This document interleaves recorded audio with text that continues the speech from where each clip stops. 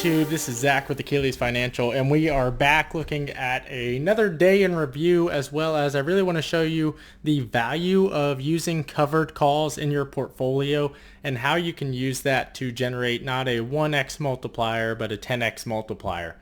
So as we've been talking about, I did make my plays this morning, and I went in and got the BAC $30 calls, and these are for the earnings run up, as well as we do have the Fed stress tests that are coming next Thursday. So I did a really fun read through of the annual report that JP Morgan Chase released earlier this year over the 2019 numbers associated with their Fortress balance sheet, as well as I saw a CNBC article talking about the sheer amount of calls that are going on Wells Fargo, and if there was a bank that was going to have to cut its dividends, it would be Wells Fargo. So those bettors are very optimistic on seeing this call action, and I am going to be following it. However, I don't know if I'm necessarily going to be doing what the CNBC article had, which was the July 2nd calls, which was just that week following. So not going to be making that play. I've got a little bit of time on here, so you can see that I did buy 3 of them. I bought them at 23 cents a share, and then I got one at 24 cents a share. The way that I accomplished that is, as you all know, I recently purchased 100 shares of Bank of America stock, and this is my first covered call. Now, whenever I do a covered call, I look at the stock and I say, at what point does this need to trade where I would feel comfortable making a profit? And as you can see, my average cost is $24.82.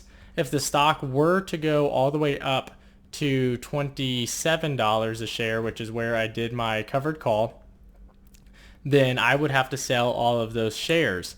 However, I looked at the stock, I saw where it had been. While it had gotten close over the past month and eclipsed that point, I said to myself, I am very much okay with that, as well as the fact that I would still benefit pretty greatly from my calls that I purchased. So I'm okay with selling that. And the advantage of selling these covered calls is, even though that I now have basically a limit on my Bank of America stock, I still get to keep that appreciation all the way up to the $27 mark, as well as I now have some cash that I was able to use. So I took that $28 call and I immediately went and purchased another call for Bank of America stock that was farther out and a little bit farther out of the money.